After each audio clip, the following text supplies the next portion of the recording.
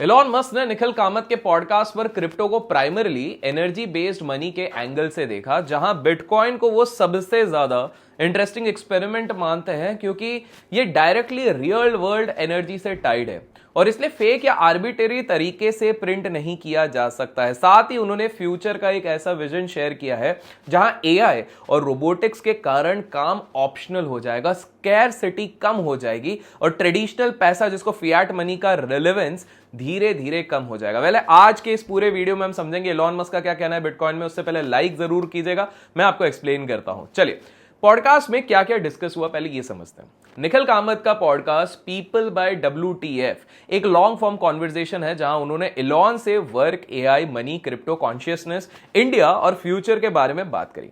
Crypto वाली बात हमारे लिए बहुत इंपॉर्टेंट है। क्रिप्टो वाले डिस्कशन प्राइमरली बिटकॉइन, एनर्जी और फ्यूचर ऑफ मनी के कंटेक्स्ट में आती है, ना कि ट्रेडिंग टिप्स या फिर प्राइस प्रेडिक्शन के फॉर्मेट में। बाय द वे, अगर आप ट्रेडिंग में इंटरेस्टेड हैं तो डेल्टा एक्सचेंज का लिंक मैंने डिस्क्रिप्शन में दिया, जाके चेकआउट जरूर कीजिएगा। उसके बारे में और थोड़ा आगे हम बात करेंगे। एलॉन का कोर व्यू क्या है मनी का फ्यूचर। एलॉन ने बोला कि अगर एआई और रोबोटिक्स इतने एडवांस हो जाएंगे कि ज्यादातर चीजें ह्यूमंस के बिना भी बन सकती है तो ट्रेडिशनल मनी की जरूरत ही क्या होगी, वो कम हो जाएगी, क्योंकि तब बेसिक चीजों को अबंडेंस में मिल सकती है वहां पर। उनका कहना यह है कि लॉन्ग टर्म में money disappears as a concept या करेंसी बिकम्स इररिलेवेंट जैसा फ्यूचर पॉसिबल है। मतलब पैसे की कोई वैल्यू नहीं रहेगी, इसे एलॉन मस्क भाई साहब कहते हैं। लेकिन फिर भी फिजिक्स बेस्ड कांस्टेंट जैसे कि पावर, इलेक्ट्रिसिटी और मास हमेशा रहने वाले हैं, लिमिट्स रहेंगे, बिल्कुल ऐसा उनका कहना है। Energy as a real currency, इसके बारे में एलॉन मस्क कहते हैं। वो कहते हैं पॉडकास्ट में एलॉन भाई साहब ने क्लियरली बोला कि असली करेंसी एनर्जी है, क्योंकि एनर्जी को लॉ से प्रिंट नहीं किया जा सकता है। उसे जनरेट करना, स्टोर करना और एफिशिएंटली यूज करना फिजिकली हार्ड काम है। उनके अकॉर्डिंग फ्यूचर में जो लोग सबसे एफिशिएंटली और लार्ज स्केल पर एनर्जी प्रोड्यूस और मैनेज कर पाएंगे, प्रैक्टिकली उनके पास सबसे ज्यादा पावरफुल करेंसी होगी।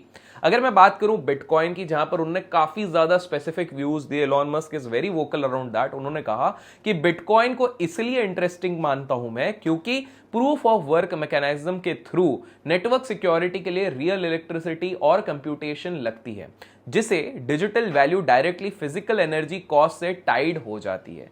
यह लिंकेज उनके विजन के साथ काफी ज्यादा अलाइन करता है, जहां वेल्थ को एनर्जी और पावर जनरेशन के कंटेक्स्ट में मेजर किया जा सकता है। इसलिए उन्होंने कहा है कि बिटकॉइन, जी हां बिटकॉइन, फंडामेंटली एनर्जी से लिंक्ड है और एक एनर्जी बेस्ड करेंसी का अर्ली प्रोटोटाइप लग सकता है। मैं आप लोगों को बता दूं कि क्रिप्टो का जो मैक्रो इंपैक्ट है और लिमिटेशन है, इसके बारे में भी एलॉन मस्क ने इस बार बहुत एक्सटेंसिवली चर्चा करी। एलॉन का व्यू है कि क्रिप्टो करेंसी में डेफिनेटली वैल्यू है, लेकिन वो इसे को कोई मसीहा या सब प्रॉब्लम्स का मैजिक सोल्यूशन नहीं मानते। उनके लिए ये एक इंप्रूवमेंट हो सकता है, लेकिन पूरा फाइनेंशियल सिस्टम ओवरनाइट रिप्लेस करने वाला टूल कतई नहीं हो सकता। वो मानते हैं कि गवर्नमेंट्स और रेगुलेटर्स को एनर्जी यूज, ग्राइंड लोड और एनवायरमेंट इंपैक्ट जो होने वाला है, उन कंसर्न्स को भी एड्रेस करना ही होगा, क्योंकि बिटकॉइन का जो एनर्जी कंजम्पशन होता है, आपको मुझे बिल्कुल पता है, वो ऑलरेडी काफी ज्यादा कंट्रोवर्शियल टॉपिक है। वेल, बिटकॉइन में मैं अभी फिलहाल क्या देख रहा हूं, उसके लिए चलिए पहले चार्ट पे चलते हैं। तो चलते हैं पहले स्क्रीन पे। तो गाइज अपन आ चुके हैं स्क्रीन पर और स्क्रीन पे आपको दिख सकते हो डेल्टा एक्सचेंज का इंटरफेस। बाय द वे, अगर आप लोग डिस्क्रिप्शन में दिए गए लिंक से डेल्टा एक्सचेंज में अकाउंट खोलते हैं तो आपको फ्री ग्रुप का हिस्सा बनने मिलता है। तो हम समझने की कोशिश करेंगे बिटकॉइन क्या दिख रहा है। तो बिटकॉइन का चार्ट सामने खुल गया, आपको दिख रहा है कितने बुरी तरीके से इसकी पिटाई हो गई है, बिल्कुल मतलब भयंकर तरीके से धूमधाम धड़ाम करके गिरा हुआ है। और ऊपर यहाँ पर हमने लास्ट वीडियो पे भी डिस्कस किया था कि किस हिसाब से यहाँ पे चार्ट से एक वीकनेस दिखा रहा है। ऑल्दो काफ़ी सारे लोगों को लग रहा होगा कि यहाँ से बिटकॉइन रिकवर करेगा, लेकिन ये मोटा मोटे दिख रहा है कि ऑलमोस्ट 75,000 से लेकर $76,000 के आसपास इसका एक सपोर्ट बनता है। तब तक थोड़ा सा मुश्किल रहेगा इसको यहाँ से रिकवर होना। अब देख सकते हैं कि मार्केट में एक ठीक ठाक रैली होने के बाद एट प्रेजेंट जब अपन ये वीडियो रिकॉर्ड कर रहे हैं, ऑलमोस्ट $85,766 के आसपास आपको क्रिप्टो में बिटकॉइन दिख रहा होगा। थोड़े लंबे फ्रेम पे जाते हैं 4 आवर्स पे, तो 4 आवर्स पे आप लोग स्क्रीन पे देख सकते हैं किस प्रकार बार से यहाँ पे नीचे जो मैंने आपको सपोर्ट बताया, नियरेस्ट सपोर्ट एक 82,000 का दिख रहा है। तो मेरे जैसा ट्रेडर फिलहाल जब तक 82,000 को जाके ये टेस्ट नहीं करता है तब तक कोई एग्रेसिव पोजीशन नहीं बनाएगा। और ये मैंने आपको पहले भी आपको बता के रखा है। देखिए बहुत ज़्यादा ज़रूरी होता है ट्रेडिंग में, कब ट्रेडिंग करें उससे ज़्यादा इंपॉर्टेंट होता है कब ट्रेडिंग ना करें, that is even more important.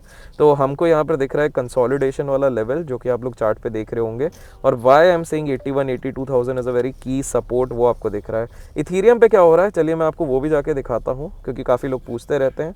Comments में क्रिप्टो लिख दीजिएगा, क्रिप्टो रिलेटेड वीडियोस अगर आपको पसंद है। या देखिए तो आप यहाँ पर देख सकते हैं इथीरियम में भी कहीं ना कहीं हमारे पास एक अच्छा फॉल हुआ है। इसके बाद मैं एक तीसरा कॉइन बताने वाला हूँ दोस्तों जहाँ पर आपको ज़्यादा मैसिव फॉल दिखेगा।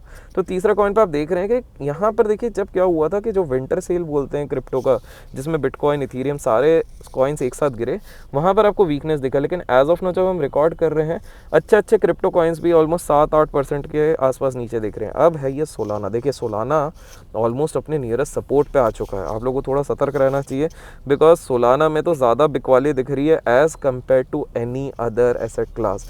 देखिए इसका बीटा ज़्यादा रहता है, तो स्वाभाविक सी बात है वोलेटिलिटी के चक्कर में अगर कहीं पे सेल ऑफ ज़्यादा तेज़ी से आना वाला है तो वो होगा Solana as compared to bitcoin and Ethereum.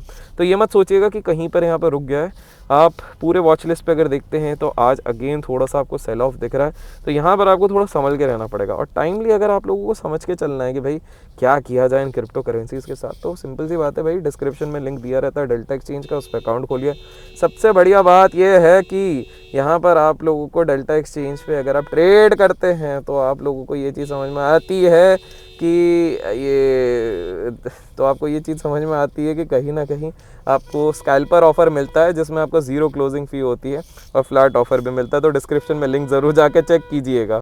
अब जब हम स्क्रीन पे देख ही चुके उसके बाद हम समझते हैं कि क्रिप्टो में डोज और गवर्नमेंट पेमेंट्स वाली बात क्या कही इलॉन मस्क ने। इंडिया टुडे टाइम्स के रिपोर्ट के हिसाब से इलॉन ने निखिल के साथ बात करते हुए डोज नाम के यूएस गवर्नमेंट इनिशिएटिव का एक्सपीरियंस शेयर किया, जिसे उन्होंने इंटरेस्टिंग साइड क्वेस्ट बोला।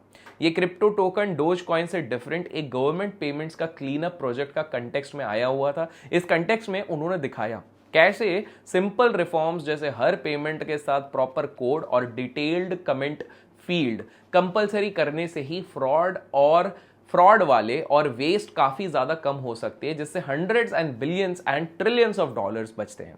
और ये इनडायरेक्टली उनके transparency drive and money system के ब्रॉडर व्यू को सपोर्ट भी करता है। वर्क, एआई और मनी का भी कनेक्शन कहीं ना कहीं इलॉन मस्क ने इस पर्टिकुलर पॉडकास्ट में बताया। निकल के पॉडकास्ट पे इलॉन ने प्रेडिक्ट किया कि नेक्स्ट 20 ईयर्स में, जी हाँ नेक्स्ट 20 साल में एआई और रोबोटिक्स के कारण काम ज्यादा लोगों के लिए ऑप्शनल हो सकता है। जहां लोग हॉबी के लिए काम करेंगे, सर्वाइवल के लिए बिल्कुल भी नहीं। इसी फ्यूचर सिनेरियो में जब बेसिक चीजें एआई, रोबोटिक्स बनाए रहे होंगे तो ट्रेडिशनल सैलरी जॉब्स और फियाट मनी का रोल श्रिंक हो सकता है और लोगों के लिए रियल वैल्यू ज्यादातर access to energy, compute and advancement in tech के बलबूते देखा जाएगा। Finally bitcoin versus traditional system की जरूर बात करी। इलॉन ने जो एंगल हमें दिया है उसमें बिटकॉइन का स्ट्रेंथ ये है कि इसको सेंट्रल बैंक या फिर पॉलिटिशियन के डिसीजन से इन्फ्लेट या आर्बिटरीली मैनिपुलेट करना बहुत ही मुश्किल होगा, इनफैक्ट नामुमकिन होगा, क्योंकि नेटवर्क को सिक्योर करने के लिए रियल एनर्जी लगती है जिससे एक वेरीफाइड स्कैरसिटी बन जाती है। उनके हिसाब से ये चीज बिटकॉइन को एक ऐसी मॉनेटरी सिस्टम का कैंडिडेट बनाती है जो फ्यूचर के high tech high energy world के साथ नेचुरली फिट बैठता है। जबकि ट्रेडिशनल फियाट सिस्टम की अगर मैं बात करूं तो वो फंडामेंटली ह्यूमन पॉलिसी और प्रिंटिंग पर डिपेंड करता है बहुत ज्यादा हेविली।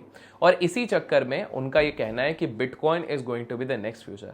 वैसे आप लोगों का क्या मानना है, क्या बिटकॉइन सही में नेक्स्ट फ्यूचर होगा? कमेंट्स में जरूर बताइएगा। फाइनली मस्क भाई साहब ने एक्नॉलेज किया कि बिटकॉइन का एनर्जी यूज अभी भी रेगुलेटर्स और एनवायरमेंटल एक्टिविस्ट के लिए एक मेजर कंसर्न है, क्योंकि कार्बन एमिशंस और ग्रिड स्ट्रेस जैसे इश्यूज बार बार न्यूज में आते रहते हैं। लेकिन सपोर्टर्स का आर्ग्यूमेंट, इसे कवरेज में हाईलाइट किया जाता है कि ये mining actually clean energy projects को इंसेंटिवाइज कर सकता है और ग्रिड को बैलेंस करने में बहुत ज्यादा हेल्प कर सकता है। वेल, इलॉन भाई के सारे व्यूज जानने के बाद आपका क्या हुआ है कमेंट्स में जरूर बताएगा। डिस्क्रिप्शन में डेल्टा एक्सचेंज का लिंक मिलेगा, जाके चेकआउट जरूर कीजिएगा। फिर मिलेंगे एक और वीडियो के साथ। Till then keep learning, keep growing, keep investing and keep trading.